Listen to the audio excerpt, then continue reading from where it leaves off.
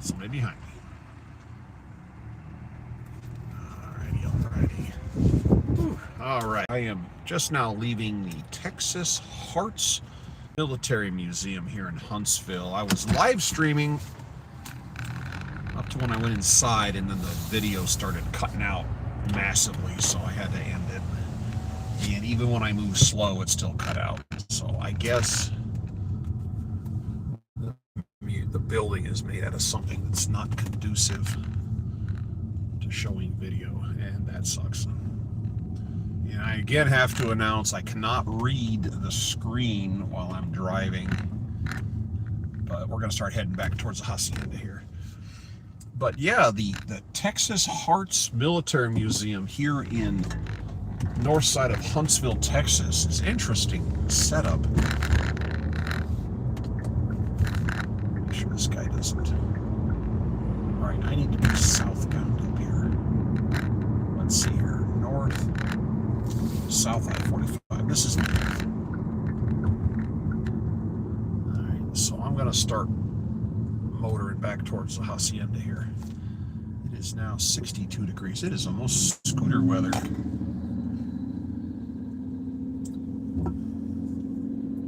Oh, it's a beautiful day outside.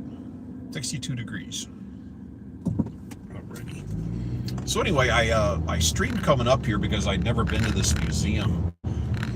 It's a previous stream. It'll post here eventually. But walking around outside, I went inside. It cost me $5. Went inside, and a reception immediately disappeared. So that didn't work the way I thought it was. I just posted a video. I shot one little video inside to show you kind of what it looks like. And World War II was the last war we had where GIs brought home souvenirs. There's little bits and pieces from other conflicts, but generally speaking, World War II was the last one. And what this museum is full of is those mementos that people brought back, and they've passed on. The World War II crowd, there's less than 1% of them back, and their families donated. Oh, okay, GI. Greetings from a Swiss combat medics. No kidding. All right, I'm moving again. Again, I have to announce I can't read the screen when I'm driving. It's a YouTube rule. I have done it in the past, but apparently I'll get beaten with the rubber noodle if I do it. But I'm just now leaving the Hearts Military Museum, Texas Hearts Military Museum here on the north side of Huntsville, Texas, north of Houston. I did a live stream coming up, and I showed the outside of the place, and then when I went in, the stream immediately stopped working because of the building, so I had to stop. But I did shoot one short video inside. That place, it's busy in there. Very, very busy. There's a lot of stuff going on. It's a lot of little stuff. And as I was saying a minute ago, World War II was really the last war we had where GIs brought home lots of souvenirs. It kind of faded away after that. A little bit of Korea, but Vietnam and up. Nobody really collects souvenirs. And that museum is full of mementos and souvenirs the GIs brought back and the Marines from the Pacific Islands. It was really interesting. Right this second, by the way, I just merged onto I-45 southbound. I'm going to say 60 miles north of Houston right now. So we're kind of driving into the sun. And when these guys passed on, their family goes to their closets and finds all this stuff. They don't know what to do with it. A lot of people throw it away, which is a shame because you're talking about pieces of history. But some people were smart enough to donate it. And that's what you have going on in that museum. It's very packed. It's some place you need a lot of time to walk around. It's not a very large building, but there's a lot of stuff in there. And I filmed a little bit of it. I did post that. And a common thing for the European guys fighting in the European theater were Nazi flags and the swastikas and weapons and medals and stuff. And there's a lot of those in there. And there was some looting that went on by Americans in Europe, and there's actually a documentary about it. I don't know if it was on Netflix or YouTube or what, but a World War II veteran died in the 1990s.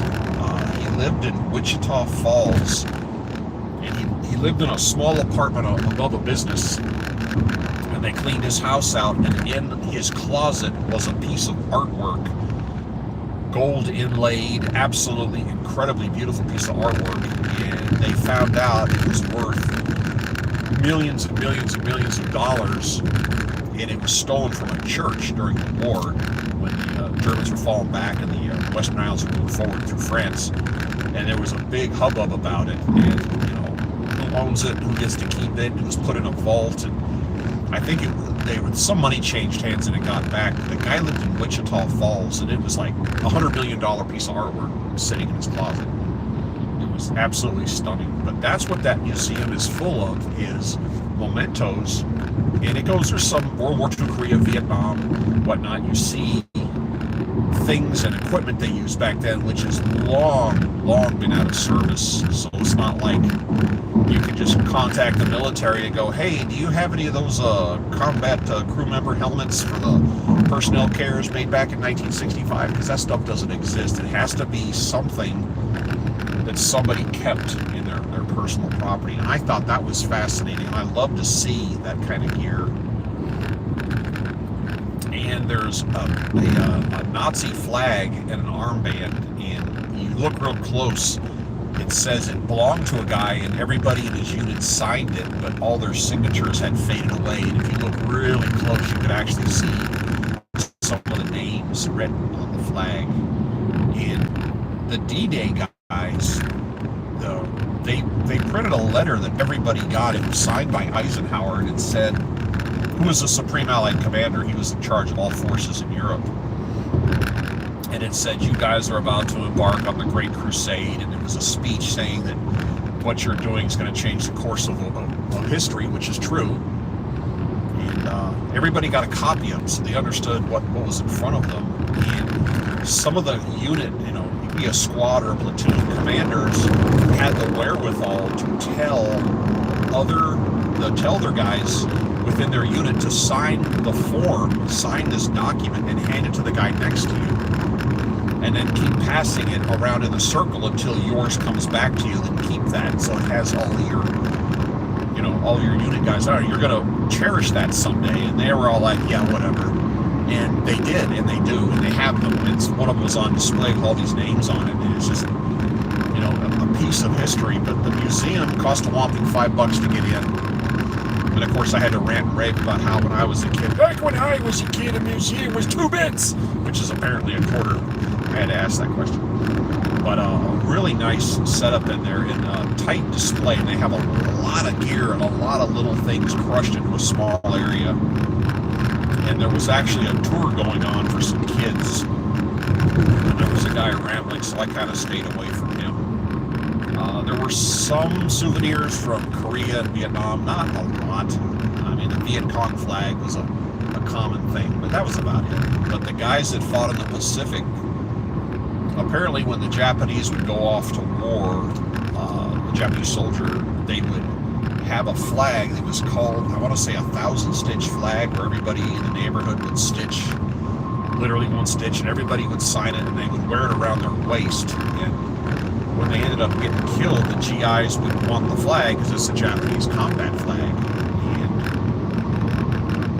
And kind of the saying was that if you shot a Japanese soldier, the flag would be yanked off from around his waist before his body hit the ground, because everybody wanted those things. And there was a couple of those in there. And of course the samurai swords. And samurai swords are interesting.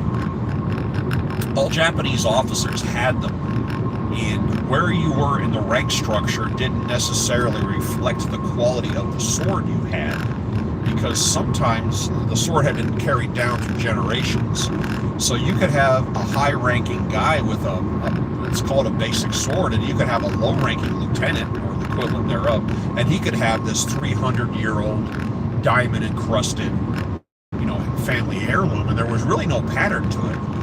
And GIs were quick to collect those. That was like a big thing to have as a souvenir. And about 15 years ago, I saw one of those, a really fancy one, come up for sale on eBay with photographs of it, and photographs of it on Iwo Jima, where the guy that picked it up when he was playing Marines, got it, and it was, the starting bid on it was $100,000. And a buy it now was like real close to that. And I was like, whoa. And I saw the ad, and I was like, geez. And it was going to be on there for a week, so I was kind of curious how the bids would go. And I clicked off, and I came back later that day, and it was gone, which means somebody bought it at the buy it now price, which was God knows how much, $120,000 or something. Absolutely crazy. That's, for collectibles like that, that was a big deal. But that's what that museum is about. Some museums concentrate on heavy hardware, like weapons and vehicles and heavy, and that place was more the little tiny things, the little, for lack of a better expression, stuff you could shoplift. It was just a lot of small stuff, but I don't think people going in there are of the shoplift mindset. But there was some fun stuff to look at. It's a lot of equipment I recognize. And now that I'm on the older side of the page, I realize the equipment that I used is now obsolete and outdated, and they don't use it anymore. But such is life. And in my previous video, my previous stream here a little while ago, I was filming outside, and it was a short howitzer, but the barrel was too fat, and it was a 155 millimeter 8-inch howitzer. But I was just remembering that in World War II and into Korea, the main artillery gun, the easiest to move around artillery gun, was a relatively short-barreled 105. That was the mainstay. And they're hard to recycle. So there's a warehouse somewhere, I'm going to guess Arizona or Nevada, somewhere where it's a dry climate, where they parked thousands of these old 105 howitzers and just mothballed them and left them there for decades. And I think they used them into Vietnam a little bit, and then they retired them completely. Just, they're old, they're obsolete. And from what I've been reading, they have transferred thousands of these guns to the Ukrainian military, because you can tow them behind just about anything because they're small enough. You don't need a giant prime mover. You can use a truck, a pickup truck, to tow it. And they gave thousands of them to the Ukrainian military, and they said, yes, they're ancient, yes, they're obsolete, yes, they're old, yes, the shell isn't as big as modern artillery, but it can still fire a big round and make a big boom, and they love them. They absolutely love these things because they're so small, you can hide them in areas where where a bigger gun would be conspicuous. A smaller artillery piece will not. And I don't remember the nomenclature. It was like an M167 or an M67 gun. But like I said, the Ukrainian military is like, these are simple, but they work, and we can use them, so they're happy for them. And those guns have gotten a second shot at life. But when I'm out here doing the expediting thing, and I've got time off, I seek out military museums, and I seek out aviation museums. And if you combine military aviation, that's like the perfect thing. And that's what I like doing when I'm out here and driving. Like I said, I can see stuff popping up on my screen, but YouTube says I'm not allowed to read it, so I'm not reading until I stop up here. But this is I-45 southbound. I'm about 50-ish miles north of Houston right now, heading back in that direction. I have been on the clock since Tuesday at noon, and it is Saturday, and I haven't had a load, so I'm just sitting here twiddling my thumbs, which is mildly frustrating because I'm not making money right now. But let me get up here a ways, and I will check my phone. This highway's been expanded to 3 lanes way up here, because whereas some major cities move up, Houston moves out. It expands in a circle, and I recently saw an overlay of the state of Connecticut over Houston, and Houston's almost the size of Connecticut. That's how big this area is. I mean, I was like, so if you're bored, Google that. Take a look at Houston overlay with the state of Connecticut. You'll understand how large this area is. So they spent God knows how much money expanding this highway up here where there's nothing really going on, just trees. But when I get up here a ways, I'll pull off and read what's going on. Whew. Yeah, today is my mother's birthday, so I gotta whip in up here and do a little shopping here, get her a card and whatnot. my mother and I share a half birthday. Her birthday's on my half birthday and vice versa. So that was kind of funny to the day. Today's the 7th, so it's kind of interesting. Oh my God. So I called work, and Expediting is a 24-hour operation. It's 24 hours and 7 days a week. It's just always going on. That doesn't mean anything's happening. It's just that if you call, somebody's going to answer the dispatch office. So I called dispatch and said, what's going on? And they said, nothing. So I'm hoping they cast their nets because I got to get rolling. This is frustrating. I need to get back to work.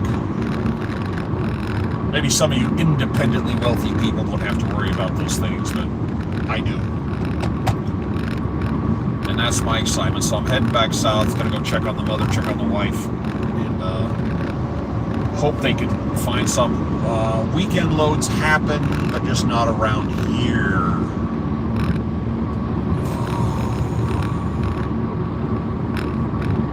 Such as life.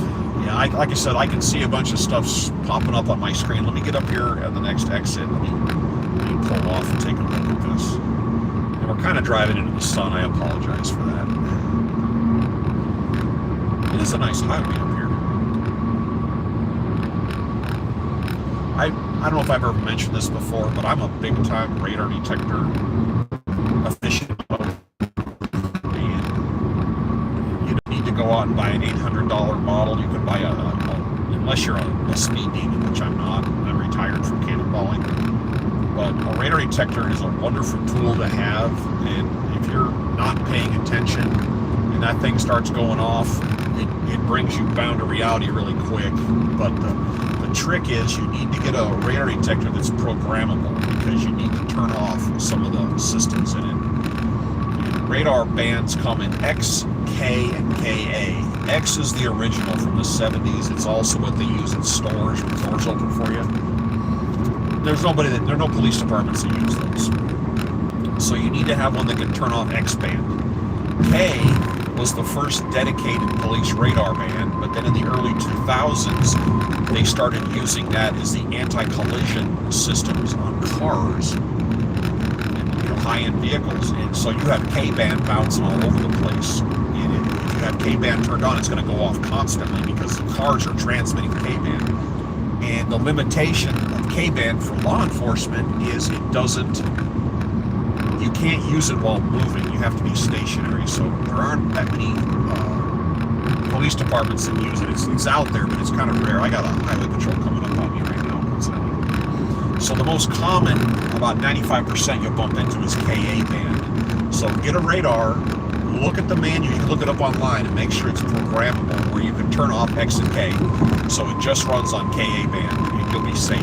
And my radar detector's been on this whole time, and you haven't heard it once. But if you put one up there and don't program it, it's going to go off constantly. There's highway patrol here on the left, right there. And, I run that in all my vehicles, and I don't drive that fast, but I like to know what's going on around me. That makes sense. Was I supposed to get off right there? I was supposed to get off right there. I'm getting off on this next exit. I'm going to read messages, and then I'm going to get back on the highway, and I'm going to keep trucking here. Yeah, coming north, you go through Conroe, Willis, New Caney, and then Huntsville is up here. This is what we're going through. We're southbound, this is probably New Caney right around here. Not a lot going on, old small Texas town.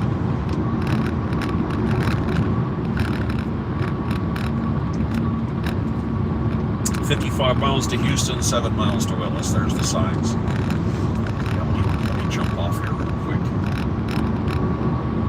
Well, I thought real quick. But I have I run radar in my van, which again, I don't speed, but I like to know what's going on around me. And it saved me some trouble because I was on a small road about to make an illegal U-turn because I got lost and it started going on. I've done it right in front of the wrong person, so that worked out for me in that case. But I run it in my van. I also run it in all my cars that I've owned since the 80s. I'm going to drift over here. So I'm going to find some place to hide for a second.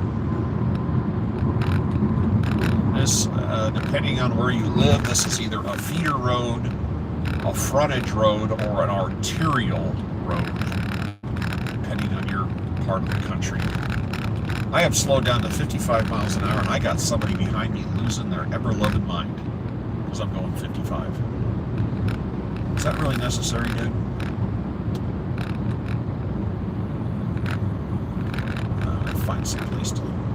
All right, there's a driveway I might be able to use. Yeah. All righty. I'll pull in here. Yeah, this guy behind me's losing his mind. Dude, you got 2 lanes. Pick one. Jeez. Go have a conniption fit somewhere else. All right, pulling off for just a second to read what's going on here. Hold on. Come on, seatbelt, let me go. Let's see here. Greetings from the Swiss combat medics. Oh, right on. You're not in Indiana. You are correct. I'm driving my looking for a better way. Any post with a Trump crown is an... What is a Trump crown? I don't know what it means. Okay, we're gonna pull back out. So hi to everybody coming in.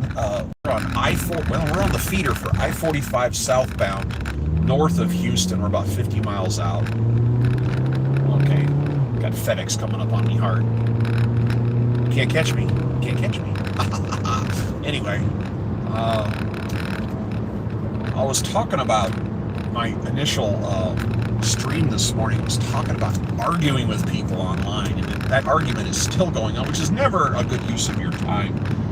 But it all came down to somebody else jumped out of the bushes and started building a kit helicopter that says no pilot's license required, and I just started laughing because that's not going to work out. It's not. And I got all these clowns coming on here going, well, I fly a helicopter on my home computer. Yeah, well, I play Call of Duty. And I'm pretty sure my Call of Duty training's not going to get me into the Special Forces, but you never know. Oh, and I've won the Super Bowl twice on my home computer. And let me talk about my NASCAR accomplishments on my home computer. And then some guy has to give examples of people who've flown airplanes without flight training, because airplanes and helicopters are not the same thing. They do not fly the same, and the training does not transition over. An airplane pilot cannot fly a helicopter. A helicopter pilot could probably fly an airplane more times than not. I'm not licensed in an airplane, but I can fly one.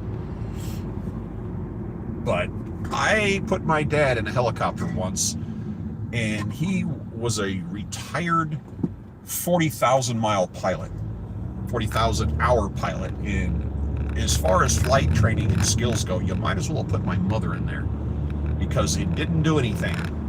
It didn't work. It does not carry over in a helicopter. An airplane naturally wants to fly. A helicopter does not. Absolutely, positively does not. You are fighting all kinds of physics and things to make that thing fly. Hold on a second. Yeah, I'm still trying to figure out what a Trump crown is. Here we go. Back on the highway.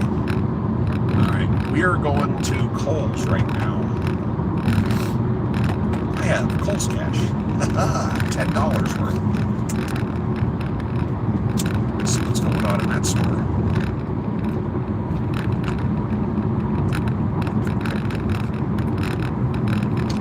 Something I noticed a long time ago, let me get up some speed. Look at this cement truck in front of us. The cement trucks out here versus on the East Coast are backwards. You see how the opening is in the back and the tank leans forward? On the East Coast, that is completely opposite of what you're seeing right there. They turn that tub around the other way. It's a completely different design concept. And I don't know why, or the advantages or disadvantages of those. Moving over. If you notice, the overpasses here are completely different. I drive on the East Coast, the Northeast. part of the country, and the bridges are like metal framework, and they're kind of decorative, kind of artistic. Whereas in this part of the world, they're just concrete and kind of boring. I don't know what the difference is. Maybe technology is different, but the design, and something you might not notice because you see it every day, but when you compare the two, because I'm bouncing around, I noticed that they're just more decorative on the East Coast, and they're made out of steel. Where here, I'm guessing there's metal inside of it, but it's concrete wrapped. There's a Love's right there, and they're advertising $2.29 for fuel, which fuel around here is bouncing from that down to about, I think I've seen $2.18 today.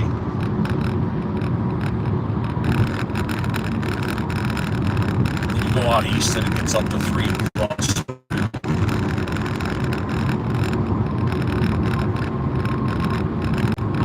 Coming up here, see this overpass? See what I mean? It's all concrete. It's kind of, for lack of a better word, it's kind of plain looking. It's got no pizzazz. When I'm on the East Coast, I have a tendency to go live and stream to my wife, go on FaceTime with her, and I show it just like this. I show it to her because to us it's interesting. It's got some personality. Okay, this is Willis. We got to go down here a few exits. Get off. I thought this was my exit. And there's Kroger's on the right. What's their gas looking like? Oh, at least two dogs next to us. Sticking in the back of the truck right there. You see him coming into the picture. There's two dogs. One on each side. I was in a Colorado mountain town, really small mountain town here a few years ago. And there was a guy driving slowly around town in a hard-top Jeep, and he had a dog standing on the roof. Got his legs are spread, kind of balancing himself, but he was slowly driving around town, and he pulled into a parking spot, and the dog jumped off and got on the back tire and hit the ground to get down. I guess that's his up and down option. That's the only time I'd ever seen that.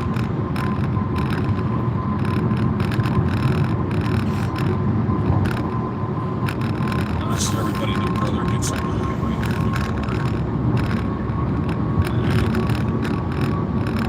here. Still cruising, like I said. Oh, you didn't time that very well, did you?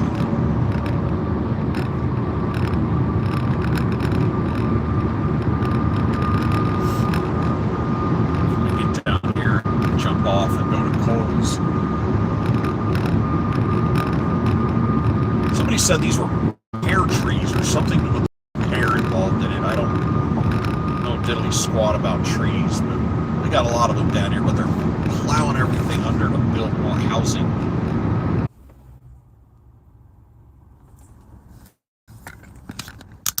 I don't know how that works. Phone down.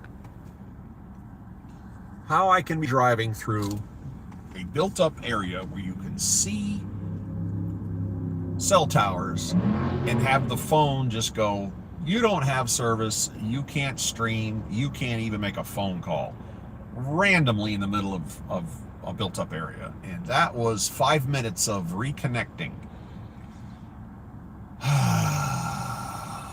Mildly annoying. But that's the one thing about streaming that drives me batty, is why it just randomly stops working. And it's not like I was in the middle of nowhere. I don't understand that. But that is maddening. It just says reconnecting, reconnecting, reconnecting. And I've got reception. What's going on here? Anyway, that's the one. That is the biggest pain, because there's areas I get to drive here when I'm on the East Coast. Really interesting areas, and never can you stream in those areas. It just won't let you. And that's maddening. But I am whipping up here to go into Coles here for a minute. I'm coming over. I'm far enough from you. Don't freak out. This is kind of the new area up here, newer part. $2.19 right there for gas. It's not bad. But that was my stream for today. I wanted to talk about this, the online online arguments, which again is never a good idea because you're never, it's a waste of time, but sometimes you do it. Usually I do it driving down the road. Yeah, try just, if anybody's feeling it, the last guy, talk about flying a helicopter with no helicopter experience, and no, your home computer does not count.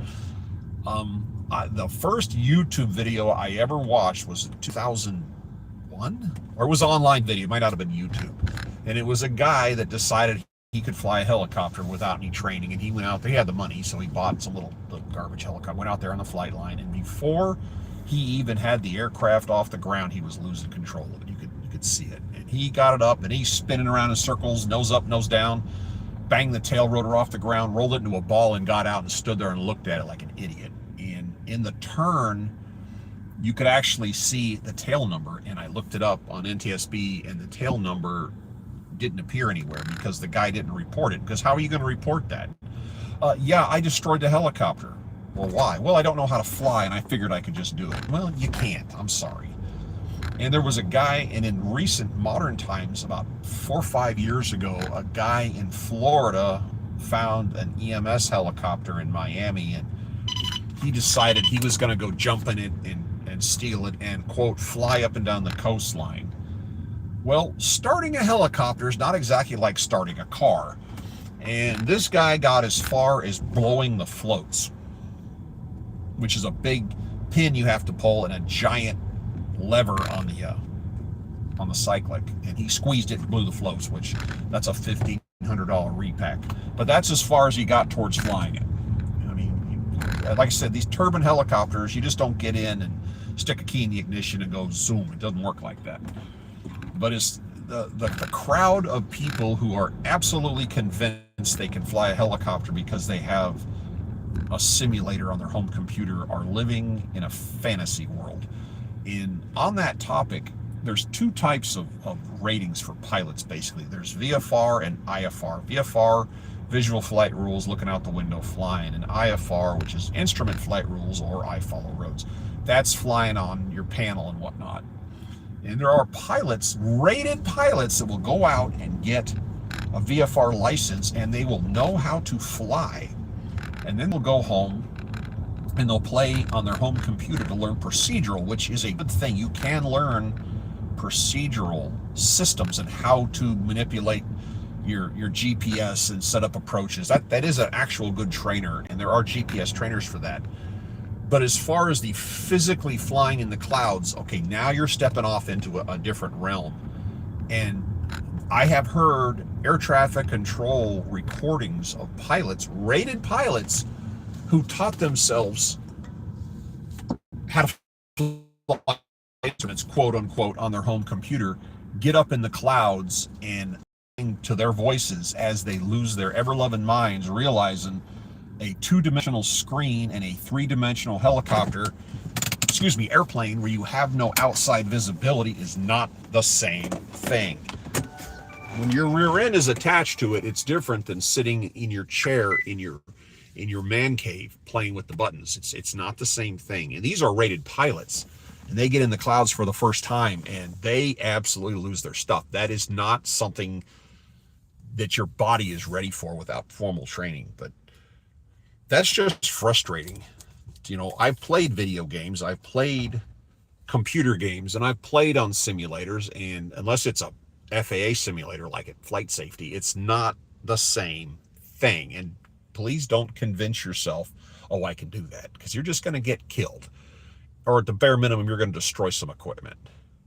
Anyway, I'm here at Kohl's. I got to go and do a little bit of shopping. I'll catch up with you guys later. I'm hoping to get a load. Sometimes you get a load on the weekends. It's not very often, but sometimes you can actually get a load to go somewhere. But we'll see what happens. I'll catch up with you guys later.